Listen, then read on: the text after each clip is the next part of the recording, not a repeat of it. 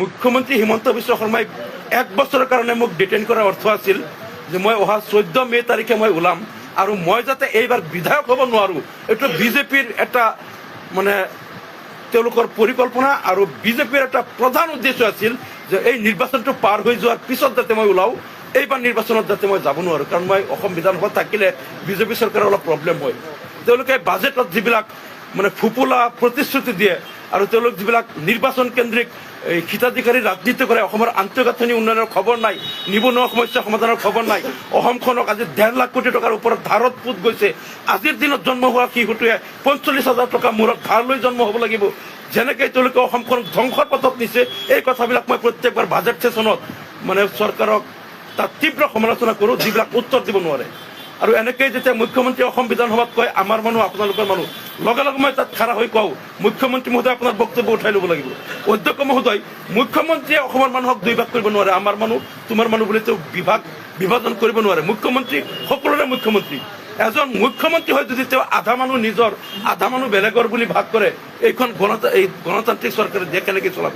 এনেকৈ যেতিয়াই তেওঁলোকে সাম্প্ৰদায়িক ৰাজনীতি অসম বিধানসভাত কৰে, মই লগে লগে তাত কাউণ্টাৰ দিওঁ। গতিকে তেওঁলোকে এটা পৰিকল্পনা কৰিছিল মই যাতে আৰু এবাৰ বিধায়ক হ'ব নোৱাৰোঁ, মই বিধায়ক হ'লে বিজেপিৰ বহুত প্ৰব্লেম হয়।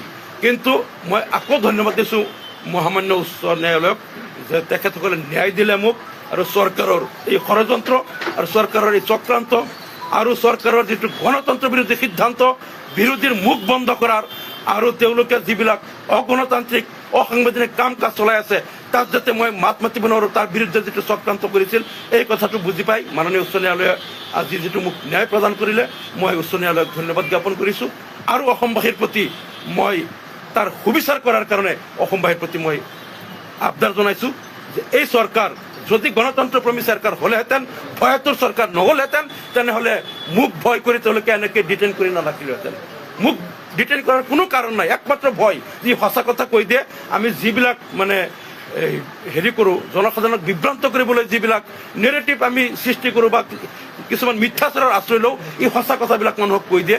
এই যে ভয়, সততাৰ প্ৰতি ভয়, এই ভয়াতুৰ চৰকাৰৰ যিটো ষড়যন্ত্ৰ, এই ষড়যন্ত্ৰ এই ওফৰাই পেলাই আজি উচ্চ ন্যায়ালয়ে মোক ন্যায় প্ৰদান কৰিলে মই আকৌ ধন্যবাদ দিওঁ।